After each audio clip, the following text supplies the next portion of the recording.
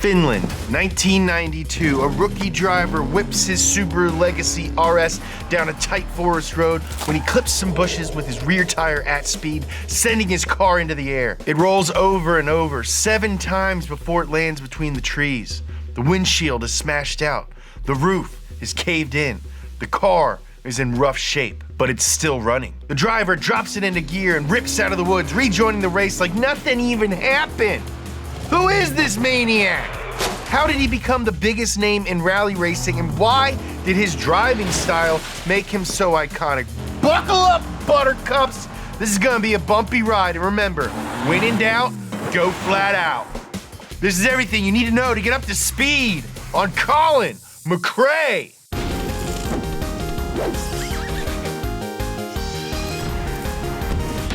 Inside your car, there's a creep unlike anything you've ever heard before. But be warned, it can be quite temperamental. Always run an intercooler. Do not use low-octane dyno juice. And the most important thing, beware the creep that lurks within the boost.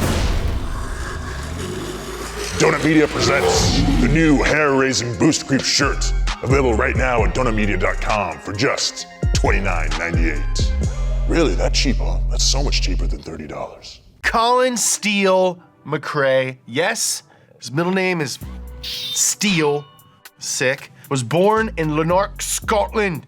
His dad, Jimmy, was a plumber by day, but a hotshot rally racer on the weekend, which is also technically days.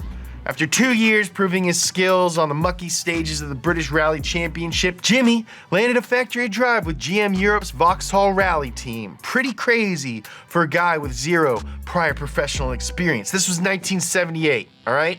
Colin was 10, and naturally, he was stoked that his dad quit laying pipe to sling dirt full time. Literally went from being a plumber to being a race car driver. That's an overnight level up if I've ever seen one. Colin watched his hero rip around rally stages, and he couldn't wait to get out there himself. So at the tender age of 11, Colin started riding motocross, but his mom thought motorcycles were too dangerous, so she did what any concerned mother would do. She suggested drifting cars through the woods at top speeds instead. That's cool, Mom. Colin, you can't do the motocross. It's too dangerous. You've got to do rally. Your dad does rally. Hang up those motorcycle gloves and take these car driving gloves. I knitted them for you out of sheep's wool. So Colin now spent his weekends on the UK rally circuit with his dear old dad, learning everything that he could. This was exciting as hell. Not only because he was turning wrenches on big deal factory rally cars, but he was watching his dad totally annihilate the competition. Jimmy McRae won 3 British rally championships with his son by his side. Colin didn't just watch his father achieve his dreams, he helped make those dreams a reality. As Colin himself later said, any young person would give their right arm to be a part of something like that. Which is perfect, flawless Scottish accent. At 17 years old, young Colin entered his first rally in a borrowed car when his parents were out of town. And he didn't tell them. That's what I call some risky business. Some kids throw parties when their parents go out of town.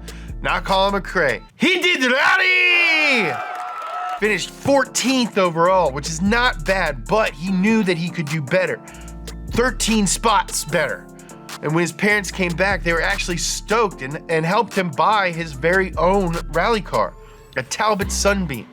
It's basically a rear-wheel drive Chrysler hatchback. Well, I can tell that you guys are drooling to death. If you get too dehydrated from drooling, call an ambulance. The Sunbeam was not fast by any means, but as Colin's dad said to him like a million times, it was important to learn the fundamentals of rally in something that wouldn't bite your freaking head off. Colin basically had to floor this thing all the time. Maybe this is where Colin's famous motto comes from.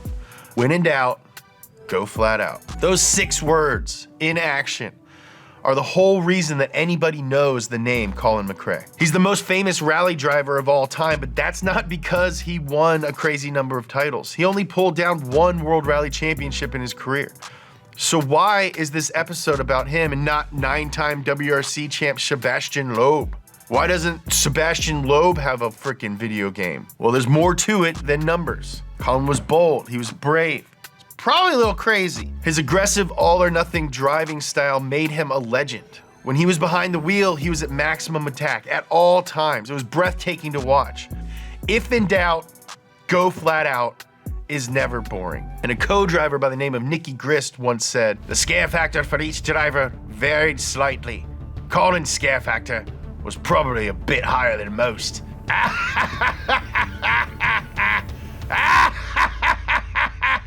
Colin McRae was just 18 when he entered his first World Rally Championship event, the snowy Swedish International Rally, and he placed 36th overall. At this point in his life, he was trying to go flat out, but his skills weren't quite there yet. He was a young guy. Colin had a fierce, unwavering belief in himself. He even told his wife that he'd be a World Rally champion someday when they were first dating, which was at this time. And as we know, he made that happen.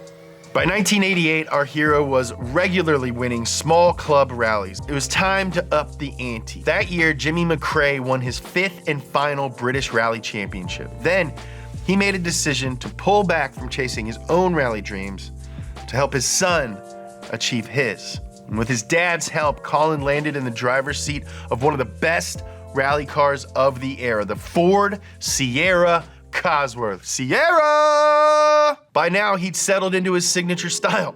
Full send, full time, full belly deli, baby. Colin slid further, jumped higher, and just plain went faster than everybody else. That also meant more crashes than everybody else. Ford was reluctant to sign him to their factory team since he wrecked so many cars. But Colin was a hell of a driver to watch. He got a lot of press coverage, and his raw talent was, it was undeniable. This caught the attention of some of the smaller outfits. He was a bright, determined, mechanically savvy young dude who drove like Dementors were chasing him. He'd be a great asset to, say, a brand new rally team looking to make a splash. Subaru jumped into rally in 1990 with the help of a now legendary British rally group called Prodrive. And Prodrive decided to take a chance on the crazy Scotsman on the smaller stage of the British Rally Championship to, around and find out. And find out they did. Colin McRae won the 1991 British Rally Championship for Subaru and Prodrive. He was a beast behind the wheel of the all-wheel drive 290 horsepower Subaru Legacy RS. Colin finally found a team who believed in him, and he gave them something to believe in return. That's called reciprocity, and it feels great. Prodrive were cautiously stoked with Colin, so they threw him at a few WRC events in '92. Put yourself in Colin's shoes here, okay? They're probably plaid. You're a young driver with everything to prove. You've got to be feeling the pressure, like a haggis that's been cooking for too long. They're obviously trying you out for a full-time move to WRC, something Colin's dad dreamed of, but never achieved. Now, there were two ways to go about this next step. Play it safe and hope for a good finish, or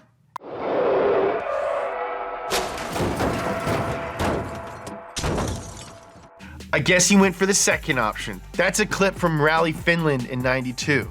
It's insane that no one was hurt in that wreck, but what I'm about to tell you is even more insane. Rally Finland is basically the world's most dangerous roller coaster, okay? It's got ultra slippery pea gravel, many huge jumps, and it's really fast. Before the rally, Colin's boss, this dude David Richards, told him specifically, this one was about gaining experience. Basically, chill out and don't wreck the car. But as we've established, Colin really doesn't have a whole lot of chill. He demonstrated this by rolling his car on a test run before the rally even began. Damage was minor and the car was good as new overnight, so that's cool. But Richards was straight up irked. Once again, he goes to Colin and he says, hey man, how about we chill a little bit? Let's not roll the car again, okay? And Colin was like, what is this word that you're saying to me? Chill? And he rolled the car over again on the first day of competition, and this time, he really rolled it. We're talking about a barrel roll 7 times over in the frickin' woods. The battered Subi landed on its wheels, so Colin kept going. Crazy. And if you think that's the last time this maniac rolled his apparently bulletproof Subaru at this one specific rally, I've got news for you, pal. Boom! 3rd rollover. But guess what? The car was still drivable. Colin drove that car to an 8th place finish and won the fastest rookie award. As you can imagine, Richards was righteously peeved. But he was also impressed by the incredible tenacity of this Scottish lad. And when he saw that more people were cheering for this reckless rookie than the guy who actually won the rally, he knew he had to move Colin into WRC full time. The guy was a star. This is the day Colin McRae, the legend, was born. All the legend needed now was a legendary steed. And despite its performance, the unkillable Legacy RS wasn't said steed. This was said steed. In 1993, Subaru released the Impreza to the rallying world, all dressed up in its blue and yellow 555 livery and those sick gold wheels. Subaru's new 320 horsepower all-wheel drive WRC car was an instant icon. Now that Colin had united with his legendary steed, the quest was on. It was only a matter of time before the World Rally Championship trophy was his, 2 years to be specific. Colin McRae took the World Rally Championship in 1995 behind the wheel of the iconic Impreza, but he almost didn't. 1995 was kind of a weird year for the WRC. Toyota was caught cheating with some trick turbo restrictor plates, so officials kicked them out of the competition for the rest of the season for being so naughty. This pretty much guaranteed Subaru the manufacturer's title and whittled the Drivers' Championship down to Colin and his new teammate, 2-time world champ Carlos Sainz Sr., father of Junior. So the 2 Subaru drivers battled it out to see which European gentleman would get to eat piping hot chili out of the WRC Cup. The winner would be decided in the final bout of the year, Anglin's RAC Rally. The ever-confident Colin McRae told his dad, "As long as the car stays together, I'm gonna win." Well, he had a few minor setbacks. Blown tire on day 2 gave Carlos a 2-minute lead, but Colin was beyond determined. This was his home turf. Hordes of his fans were there waving Scottish flags, playing bagpipes, eating haggis, and throwing up haggis. Nothing would stop Colin, not even a bad batch of haggis. He pushed his Impreza to the ragged edge to stay in the fight, but you can only ride the edge for so long before something gives. This time, it was the car's front right suspension. It was bent pretty badly. For another driver, this could have been the end, but not for Colin. He wanted to rally! A bunch of fans ran out from the sidelines and lifted the car so that he could beat the bent parts back into shape with a log, which is I also call it a nature hammer. Now, on the last day of the rally, Mr. McRae was absolutely on fire. At his best, this guy could bend the laws of physics like, Avatar or something. Colin built a commanding lead over his teammate who realized he probably wasn't gonna pull off a 3rd championship that year. And guess what? He was right. Colin Steele McRae won the 1995 World Rally Championship on his home course with his family and friends cheering him on from the sidelines, along with some 2 million rally fans, a number so insane we verified it 3 times. The 27-year-old Scotsman won all but 10 of the rally's 28 stages and beat his teammate by a whopping 36 seconds, becoming the youngest WRC champ ever, a record that is yet to be broken. And all of a sudden, Colin McRae was an international sensation, an instant celebrity. Despite rally being, in my opinion, obviously one of the coolest motorsports there is, nothing like this had really happened in the sport before, and nothing really has since. I mean, even 10-year-olds from Kentucky in Gravedigger t-shirts knew Colin McRae. The 96 and 97 WRC seasons were amazing to watch. Colin's new rival and friend, Tommy Mäkinen, in his also iconic Marlboro-sponsored Mitsubishi Lancer Evolution. These guys basically left everybody else in the dust or snow or gravel or asphalt. In the end, Tommy's consistency won out over Colin's sketch-sistacy, and he took the championship both years, with Colin just behind him. Then he took 1998 and 99 too. But Tommy Mäkinen doesn't have his own video game. I mean, he does, but it's like so bad that the Crappy Games wiki called it an insult to one of the greatest rally car drivers of all time. So, nobody would say that about Colins Game. Maybe you've heard of a little rally racing sim called Dirt. Maybe you've heard that Nolan and I are in Dirt 5. Before it was called Dirt, it was called Colin McRae Rally. And Colin actually helped develop it. He said he wouldn't drop his name on a corny racing game and insisted it to be as realistic as possible. Now, whatever his technical input was, it worked. Dirt 5 is the 14th edition of the series. And whenever I'm having a bad day, I remind myself, I'm 1 degree away from Colin McRae and as far away from Kevin Bacon as possible. He's been weird to me. But back in the real dirt in the past, Colin was frustrated that he hadn't snagged another championship. Subaru had given Colin the wings he needed to fly, and he was eternally grateful for that. But Ford hit him up with an offer that would make him the highest paid rally driver in the world. So I can't blame Colin for jumping to the Blue Oval in 1999. I mean, this company built the Escort RS 1600, the Group B RS 200, and the Sierra Cosworth, some of the raddest rally cars ever. Surely Ford could help Colin snatch a second title. Well, Colin's new ride, the 300 horsepower all-wheel drive Focus RS, was not one of the baddest rally cars ever. It was quick and it looked pretty cool in that classic Martini livery, but it was super unreliable. Like finished 3 out of 14 rallies unreliable. Colin won 2 of those 3 rallies when the car didn't break. So you can imagine how frustrated he was. I'd say something about the importance of reliable cars here, but I don't own any. Never have. Ford had worked many of the kinks out of the Focus in 2000, and Colin was on track to maybe win that second title, but a terrifying high-speed wreck at the Corsican Rally dashed those hopes, knocking him out for the rest of the season. Colin came within 2 points of winning a second championship in 2001. That year, the Focus was finally in fighting shape, and Colin was back in the f***ing zone, baby. But it all came crashing down, literally. When he pushed a little bit too hard for the W at the RAC rally, Colin rolled his car out of competition, and another young UK driver in the blue and yellow Subaru took the cup, Richard Burns. Colin being Colin, I'm sure he was happy for him, but he had to be pissed at himself. All he needed to take the championship was a 4th place finish. Between this and his big wreck the year before, Colin had to have been rethinking his full send driving style for maybe a second, because a few years later, his most iconic rally moment happened in a place he never imagined it would.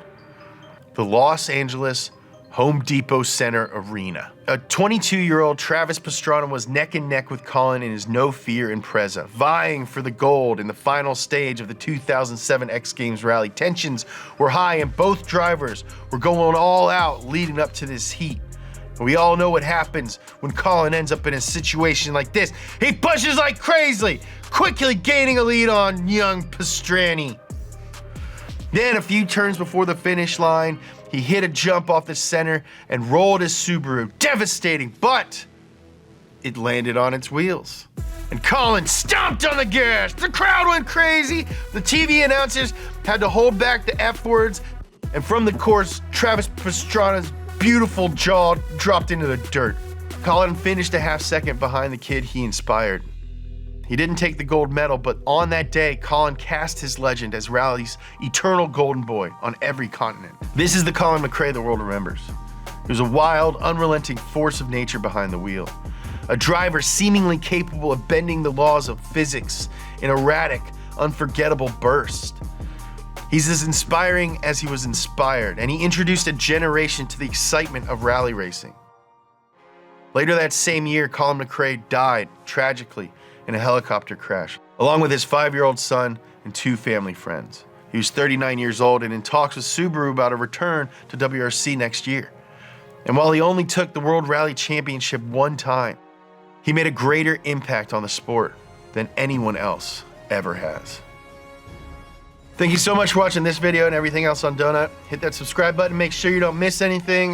We got a bunch of merch, we're dropping new stuff just about every week. Go to donutmedia.com, check that out. Follow me on social media at James Pumphrey. Follow Donut at Donut Media. I love you.